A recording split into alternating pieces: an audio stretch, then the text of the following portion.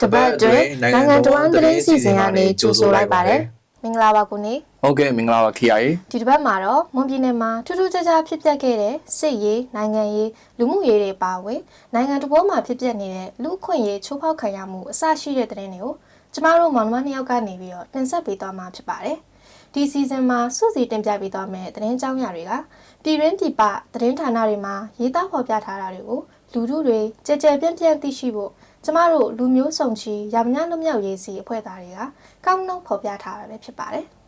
်ဒီစီဇန်ကိုလူမျိုးစုံချီရမညလွတ်မြောက်ရေးစီ Facebook Page နဲ့ YouTube Channel မှာအပတ်စဉ်ထုတ်လွှင့်တင်ဆက်ပေးသွားမှာပဲဖြစ်ပါတယ်ကိုကြီးဟုတ်ကဲ့မင်္ဂလာပါခေယာရေဟုတ်ညီမပထမဆုံးတင်ဆက်ပေးခြင်းတဲ့သတင်းကတော့မြမငလျင်ပေးအတွက်ရှောက်ပွေးကယ်ဆယ်ရေးမှာပိုးဟတ်ဆက်ရုပ်တွေတုံးပြနေပြီဆိုတဲ့သတင်းပဲဖြစ်ပါတယ်ကိုကြီးဒီသတင်းကနီးပညာသမားတွေစိတ်ဝင်စားမှုပုံများလာတို့ဒီပြည်သူတွေအတွက်လည်းတော်တော်အထောက်အကူလေးဖြစ်ခဲ့တယ်ပြောရမယ်မတ်လ28ရက်နေ့ကငလျင်ထုတ်ခတ်ပြီးရဲ့နောက်မှာစင်ကာပူကာကွယ်ရေးတပ်ဖွဲ့ရဲ့ချင်းတစ်ငလုံးသား operation နဲ့တူမတ်လ30ရက်နေ့မှာပိုးဟတ်ဆက်ရုပ်10ရုပ်ကိုစင်ကာပူနိုင်ငံကနေစစ်လုပ်ခဲ့တာပေါ့နော်အဲ့ဒီပိုးဟတ်ဆက်ရုပ်တွေကမြန်မာနိုင်ငံလူသားချင်းစာနာထောက်ထားရေး operation တစ်ခုမှာအခုလိုပိုးဟတ်ဆက်ရုပ်တွေအသုံးပြုနေတာဟာမြန်မာမှာရောကမ္ဘာမှာပါပထမဆုံးကြိမ်ပဲကိုရဲ့ဒီမတ်လ28ရက်နေ့ကငလျင်နှုတ်ခတ်မှုကြောင့်မန္တလေးတိုင်းအိုးဖို့အကျဉ်းတော်မှာလူစနစ်ဦးတည်ဆုံးခဲ့ပြီးတော့အဲ့ဒီထဲမှာအဆောင်၄ဆောင်ပြိုကျပျက်စီးခဲ့တယ်ပျက်စီးခဲ့တဲ့ထဲမှာအမျိုးသမီးဆောင်1နဲ့အဆောင်2ပြိုကျပျက်စီးမှုမှာနိုင်ငံရေးအကျဉ်းသူ6ဦးဖြစ်ကြတယ်မဆိုးသူစာခိုင်ဒေါ်လက်လက်ဆိုးဒေါ်ခင်အောင်ရွှေမကေကေဝင်းမပပဝင်းနဲ့မဖူးဝေဝေတို့တည်ဆုံးခဲ့တယ်လို့မြန်မာတိုင်းနိုင်ငံလုံးဆိုင်ရာနိုင်ငံရေးအကျဉ်းသားများကွန်ရက် PPNM ကတည်ပြုထုတ်ပြန်လိုက်တာဖြစ်ပါတယ်အလားတူပဲဒီအကျဉ်းထောင်မှာထိခိုက်ဒဏ်ရာရရှိခဲ့တဲ့အကျဉ်းသားတွေကိုပြင်ပစေယုံတွေမှာဆေးကုသခွင့်ပိတ်ထားလို့အခုထိခိုက်ဒေဆုံးမိသားစုဝင်တွေထံကိုအကြောင်းကြားတာမျိုးမရှိဘူးလို့ PPN ကပြောခဲ့ပါတယ်။နောက်ထပ်တစ်ပုဒ်ပြောပြချင်တာကတော့မန္တလေးမြို့မှာပြီးခဲ့တဲ့9ရက်နေ့ကလေပြင်းတွေတိုက်ပြီးမိုးကြီးလို့ငလျင်တန်ခံခဲ့ရတဲ့ပြည်သူတချို့ရဲ့နေအိမ်တွေထပ်ပြိုကျခဲ့တယ်ပေါ့နော်။ပြီးတော့ဒီကျုံးဘေးနဲ့ကားလမ်းတွေမှာလည်းညအိပ်ဖို့ပြင်ထားတာတွေလည်းတော်တော်ဒုက္ခရောက်တယ်ဆိုတဲ့အကြောင်းပါပဲကိုယ်။နောက်ထပ်အခုပြောပြချင်တဲ့သတင်းကတော့ပြည်သူတွေအတွက်ဝမ်းသာလောင်းမဲ့ဟာပေါ့နော်။တောင်ကိုရီးယားနိုင်ငံဟန်ဆောင်တက္ကသိုလ်ကနေပြီးတော့မြန်မာငလျင်တန်တဲ့ဒေတာတွေကိုငလျင်ကြောင့်ဘဝရက်တည်ခက်ခဲသွားတဲ့ထူးချွန်ကျောင်းသားတွေအတွက်ပညာသင်စုပေးမယ်ဆိုပြီးကမ်းလှမ်းလိုက်တဲ့အကြောင်းပဲပေါ့နော်ဒါကတော့သတင်းကောင်းပဲကိုဟုတ်တယ်ဒီကျောင်းသားတွေကိုဧပြီလ10ရက်နေ့ကနေမေလ9ရက်နေ့အထိအချက်လက်တွေနဲ့ကိုက်ညီတဲ့ကျောင်းသားတွေကိုပညာသင်စုလျှောက်ထားနိုင်ပြီဆိုပြီးတော့တက္ကသိုလ် website ကနေထုတ်ပြန်ကြေညာထားတယ်လို့သိရတယ်ငလျင်နဲ့ပတ်သက်ပြီးနောက်ဆုံးပြောပြချင်တာကအင်အား9.9ရှိတဲ့အင်အားပြင်းငလျင်လှုပ်ခတ်မှုကြောင့်နိုင်ငံသုံးခုမှာအရက်သားပြည်သူနေအိမ်32,368လုံးပျက်စီးဆုံးရှုံးခဲ့တယ်လို့အမျိုးသားညီညွတ်ရေးအစိုးရ NUG လူသားချင်းစာနာထောက်ထားရေးနဲ့ BNN ဆိုင်ရာစီမံခန့်ခွဲရေးဝန်ကြီးဌာနကနေပြီးတော့ဧပြီလ6ရက်နေ့မှာထုတ်ပြန်ထားတာတွေ့ရတယ်။ NUG ရဲ့စာရင်းတွေအရငလျင်တန်ကြောင့်တေဆုံးသူ3,550ဦးနဲ့ထိခိုက်ဒဏ်ရာရသူ4,689ဦး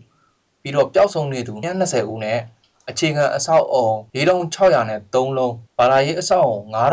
9,324လုံးပြည်သူနေ32,368လုံးစာတင်ကျောင်း954ကျောင်းနဲ့ငလျင်ဘေးသင့်ဥယေ3တန်းကျော်ထိရှိခဲ့တယ်ပေါ့နော်ဒီကြားထဲမှာပေါ့နော်စစ်ကောင်စီကနေပြီးတော့ထုတ်ပြန်ကြေညာလိုက်တဲ့သတင်းတစ်ခုကပြည်လာ9ရက်နေ့ကနေပြီးတော့22ရက်နေ့အထိကို3ဘက်အကြာယာယီပြစ်ခတ်တိုက်ခိုက်မှု10ရက်ကာလအဖြစ်နဲ့ကြေညာပြီးတော့လက်ရှိမှာတော့ပြည့်ပြည့်သွားတဲ့အကြောင်းပြောပြချင်တယ်ပေါ့နော်ဒီကြေညာချက်နဲ့ပတ်သက်ပြီးတော့မလေးရှားနိုင်ငံနိုင်ငံသားရေးဝန်ကြီးကမြန်မာစစ်ကောင်စီအနေနဲ့လက်ရှိကြေညာထားတဲ့အပြစ်အခက်ရက်စရေးကာလထက်ပိုပြီးအချိန်ထပ်တိုးဖို့အာဆီယံနိုင်ငံတွေအထူးသဖြင့်မလေးရှားနိုင်ငံကမျှော်လင့်ကြောင်းနဲ့ဒါမှသာငလျင်ဘေးအကူအညီပေးရေးနဲ့ပြန်လည်ထူထောင်ရေးကြိုးပမ်းမှုတွေဆက်လုပ်နိုင်မယ်လို့ပြောနေကြတယ်ပေါ့နော်ဒါပေမဲ့လည်းငလျင်တန်ခံရပြီးတဲ့နောက်မှာစစ်ကောင်စီကနိုင်ငံတကာဖိအားတွေကြောင့်အပြစ်ခတ်ရက်စဲမယ်လို့ဒိညာကြေညာခဲ့တာပဲလို့ပြောအောင်ဒီချဲကမှကရင်မျိုးသားစီယုံ KNU ဘိုကဧပြီ4ရက်နေ့ရက်စွဲနဲ့ထုတ်ပြန်ချက်တစ်ခုကတော့ဒီစစ်ကောင်စီရဲ့ယာယီအဖြစ်ခတ်ရက်စဲရေးကြေညာချက်ကနိုင်ငံတကာတိမှတ်ပြုခြင်းကိုလက်ခံမှုအတွက်စ조사ချင်းကပ်နေခြင်းနဲ့အာဏာတည်မြဲဖို့အတွက်ရှေ့ရှုနေခြင်းသာဖြစ်တယ်။ဒါအပြင်ကိုအယက်သားပြည်သူရှိရာနေရာတွေကိုရည်ရွယ်ချက်ရှိနဲ့ပြစ်ခတ်တိုက်ခိုက်မှုတွေအစဉ်လှုပ်ဆောင်ရရှိတယ်လို့ပြောထားပါတယ်။ဒါနဲ့ပတ်သက်ပြီးတပ်တေတာတကားအနေနဲ့ပြရမယ်ဆိုရင်ဧပြီ1ရက်နေ့ညနေပိုင်းမှာကရင်မျိုးသားစီယုံ KNU ဒူပလာယာခရိုင်တမဟာ6နယ်မြေကျုံတိုးမြို့နယ်မြောက်ကြရင်ကြီးရွာအုပ်စုဝိဇာကုန်းကြီးရွာတွေကိုစစ်ကောင်စီတပ်စကခစနစ်လက်အောက်ခံတပ်တဲ့အမြောက်ကုန်းကနေ120မမလက်နက်ကြီးနဲ့9လုံးပစ်ခတ်ခဲ့လို့အသက်59အရွယ်ရှိ အမျိုးသမီးတို့နှလုံးဖောက်ကတည်ဆုံးသွားခဲ့ရပါတယ်။ KNU ဖပွန်ခရိုင်တပ်မဟာ9နယ်မြေလေးဖိုးထားအုပ်စုနေကာကျေးရွာတွေကိုဧပြီ2ရက်နေ့ကလေယာဉ်နဲ့ပုံချခဲ့တာကြောင့်3လသား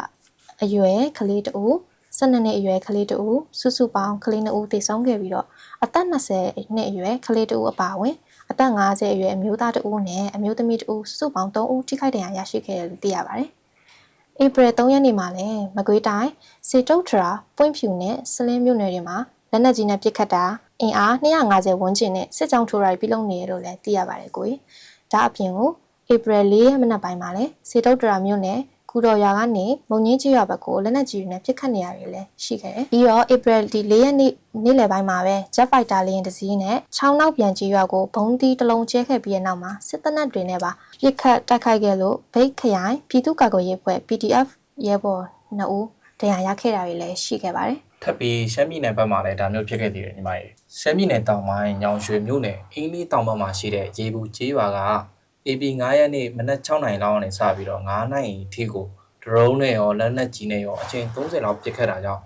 နေအိမ်နှလုံးပျက်စီးခဲ့တယ်လို့အင်းလေးဒေတာလူခွင့်ရေးအဖွဲ့ကနေပြီးတော့ AP 6ရက်နေ့မှာထုတ်ပြန်ခဲ့တာရှိတယ်ပေါ့နော်။ပြီးတော့အဲ့ဒီထုတ်ပြန်တဲ့နေ့မှာလည်းလေကြောင်းကနေပါဘုံကျဲတိုက်ခိုက်နေတယ်လို့သိထားရတယ်ပေါ့နော်။နောက်တစ်ခုကမကွေးတိုင်းမှာဖြစ်ခဲ့တာတချို့ပြောပြချင်တယ်။မကွေးတိုင်းဇီတုတ်တရာမြို့နယ်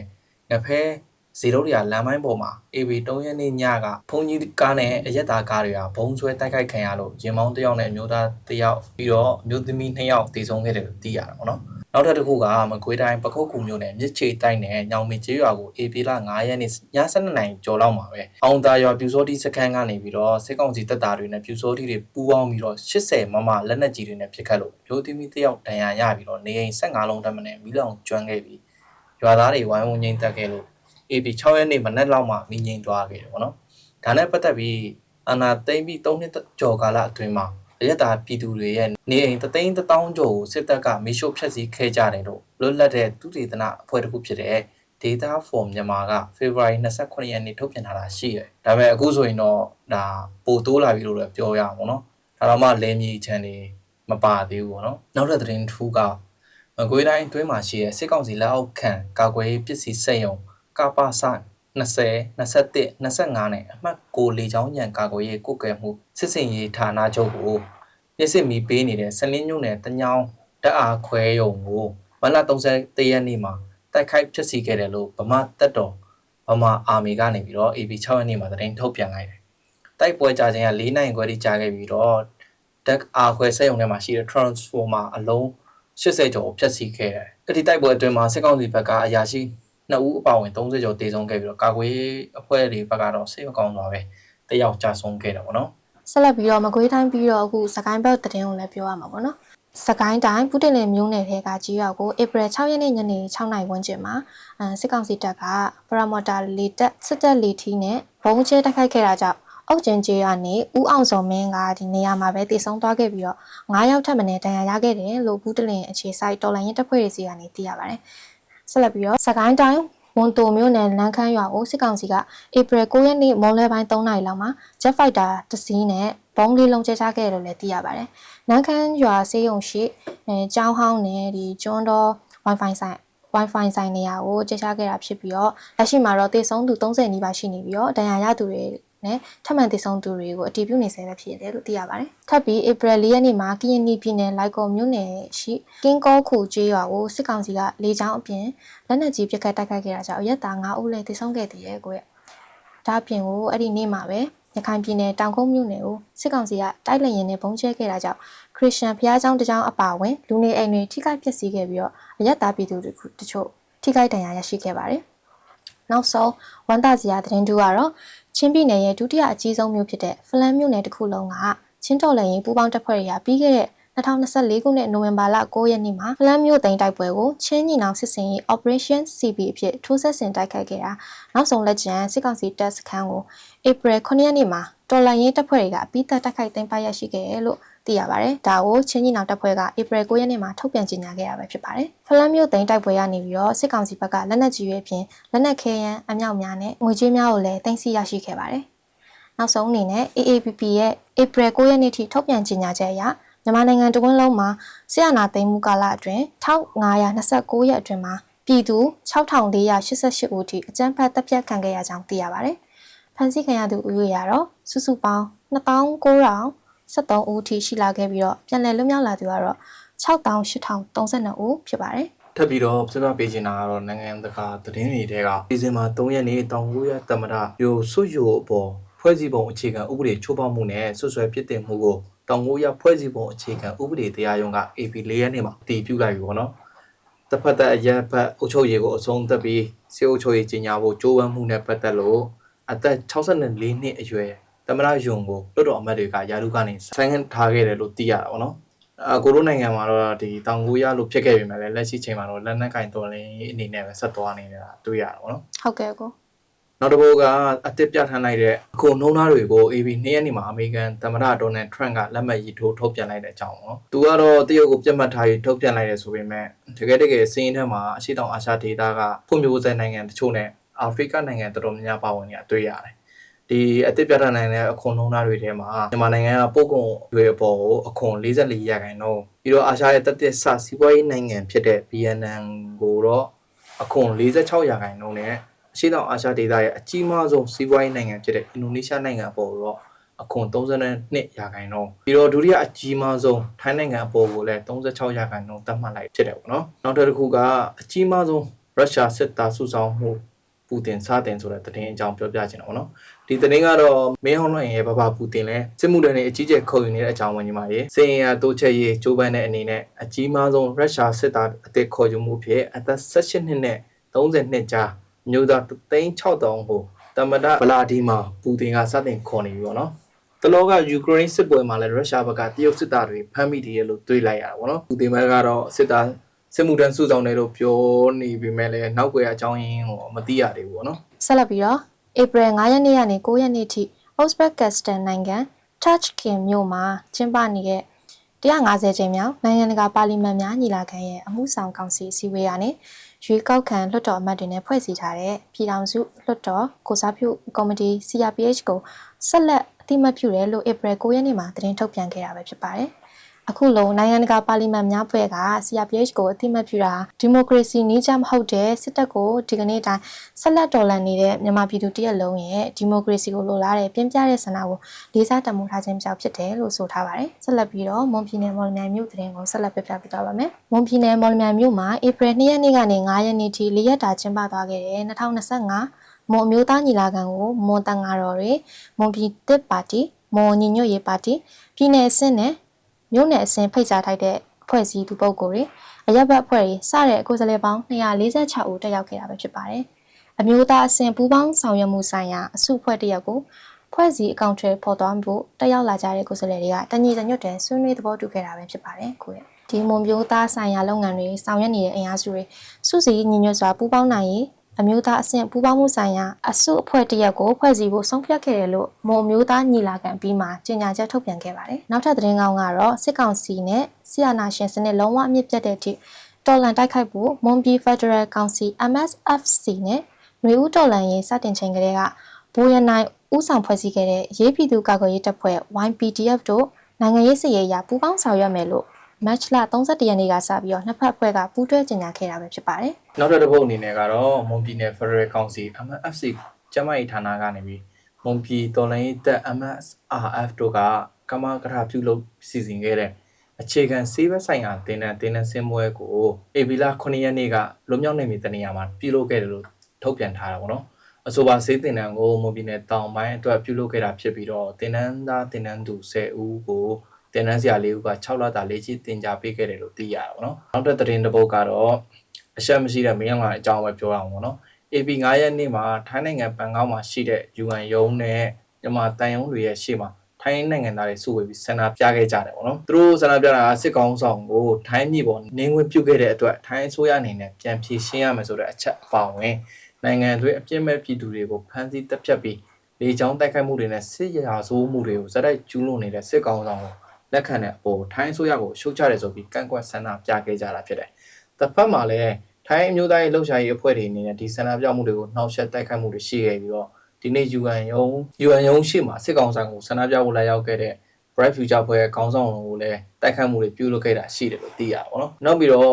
သတင်းထူးနေနေဆိုရင်ထိုင်းနိုင်ငံဘန်ကောက်မြို့ရှန်ဂရီလာဟိုတယ်မှာ AB 4ရက်နေ့ညနေပိုင်းက BIMSTEC စီဝေးတက်ရောက်ဖို့ရောက်နေတဲ့စစ်ကောင်ဆောင်ကိုစီဝေးတက်ရောက်ခဲ့တဲ့စစ်ကောင်ဆောင်မင်းအောင်လှိုင်ကိုဘန်ကောက်ထမဆက်တက္ကသိုလ်ပထမနှစ်ကအသက်19နှစ်ပဲရှိတယ်အကြောင်းသားပွမ်းကနေပြီးတော့တကူတော်ဆန္ဒပြခဲ့တယ်လို့သိရတာဗောနော်သူ့ကိုဆန္ဒပြလို့ဆိုပြီးတော့ရန်နာဝါနေမြေရဲစခန်းမှာခဏတာထိန်းသိမ်းခံရပြီးတော့လူထိုင်းလူခွင့်ရေးဆိုင်ရာရှင်းနေအဖွဲ့ကတောက်ရောက်ညှိနှိုင်းပေးတာကြောင့် AB 4ရက်နေ့ည9:00နာရီလောက်မှာပဲပြန်လွတ်ခဲ့တယ်ဗောနော်ဒါနဲ့တစ်ဆက်တည်းမှာပဲညနေပိုင်းမှာရှန်ဂရီလာဟိုတယ်အနီးမှာမင်းအောင်နိုင်ကိုကန့်ကွက်ကြောင်းဆန္ဒပြဖို့မြန်မာလူငယ်တွေဖြစ်တဲ့ကိုဖြိုးပိုင်နဲ့ကိုနိုင်ဆိုးတို့နှစ်ယောက်ကလည်းစာရွက်စာတမ်းတွေကာပြီးဆန္ဒထုတ်ဖို့ပြင်ဆင်နေတော့မှာပဲဖမ်းဆီးခံခဲ့ရတယ်သူတို့ပြန်လဲလွတ်မြောက်ပြီးတော့မြန်မာအရေးလှုပ်ရှားသူတွေကတော့ရှင်းနေဖွဲ့တွေနဲ့တိုင်ပင်နေလို့သိရတာပေါ့နော်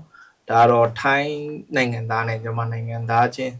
လူသားချင်းတူနေပေမဲ့လည်းအခွင့်အရေးတွေကွာတဲ့အကြောင်းရှင်းပြချင်တာပေါ့နော်နောက်ထပ်သတင်းတစ်ပုဒ်ကတော့ရှမ်းပြည်နယ်မြောက်ပိုင်းကသတင်းလေးပါနော်ရှမ်းပြည်နယ်မြောက်ပိုင်းလာရှိုးမှာလာရှိုးမြို့သိမ်းတိုက်ပွဲကာလအတွင်းနေအိမ်85ရာခိုင်နှုန်းပျက်စီးဆုံးရှုံးခဲ့တဲ့ဒေသခံပြည်သူတွေကိုကျပ်သိန်း50စီထောက်ပံ့ပေးအပ်မယ်ဆိုတဲ့သတင်း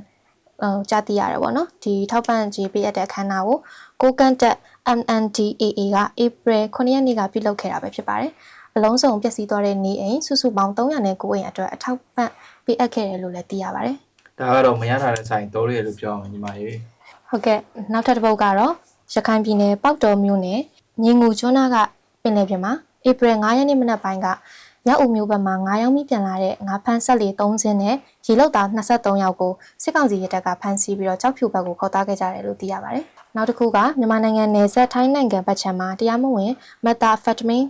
စိတ်ကြွမူရစ်ဆေးပြား3တန်းထိဖမ်းမိခဲ့တယ်ဆိုတဲ့သတင်းပါပဲကိုဒါမြန်မာလာအိုနဲ့ထိုင်း3နိုင်ငံနယ်စပ် area မှာတိကျစီဖမ်းမိခဲ့တာဖြစ်ပြီးတော့ပထမဖမ်းဆီးမှုကတော့ချင်းရိုင်ခရိုင်မဲဖာလုံဒေသအတွင်းမှာလို့သိရပါတယ်အဲ့ဒီဖမ်းဆီးမှုမှာတော့ထိုင်းစစ်တပ်ရဲတပ်ဖွဲ့နဲ့နေကြားစောက်တပ်တွေပူးပေါင်းပါဝင်ခဲ့တဲ့အဖွဲ့ကမူရစ်ဆေးဝါးတန်တရားရှိသူ3ဦးကိုဖမ်းဆီးနိုင်ခဲ့ပြီးတော့ကျန်တဲ့သူတွေကတော့ထွက်ပြေးလွတ်မြောက်သွားတယ်လို့ဆိုပါတယ်လက်တလောမှာတော့ထိုင်းနိုင်ငံအာဏာပိုင်တွေကမူရစ်ဆေးဝါးမှောင်ခိုကူးတန်းရောင်းဝယ်မှုတိုက်ဖျက်ရေးအတွက်ပြည်သူတွေအနေနဲ့ပူးပေါင်းဆောင်ရွက်ပေးကြဖို့လည်းတောင်းဆိုထားခဲ့တာဖြစ်ပါတယ်။ဒါတွေကတော့ဒီတစ်ပတ်တွင်မြန်မာနိုင်ငံတဝန်ဖြစ်ပွားခဲ့တဲ့သတင်းတွေကိုပြည်တွင်းပြည်ပသတင်းဌာနတွေကနေကျမတို့ကောက်နှုတ်တင်ဆက်ထားတာပါ။နောက်တစ်ပတ်တွင်မှာလည်းစိတ်ဝင်စားဖွယ်ကောင်းမဲ့သတင်းတွေကိုကျမတို့မောင်နှမ2ယောက်နဲ့အတူစောင့်မျှော်နားဆင်ပေးကြဖို့မေတ္တာရက်ခံလိုက်ရပါတယ်ရှင်။ဆေးအာဏာရှင်ကြာဆုံးရေးနဲ့ Federal Democracy စနစ်ပေါ်ထွန်းလာရေးမှာလူထုတွေတန်းနိုင်တဲ့ညီလန်းကနေပါဝင်ပေးကြဖို့တိုက်တွန်းနှိုးဆော်ရင်းနဲ့အခုစီစဉ်ကိုအဆုံးသတ်လိုက်ပါရစေ။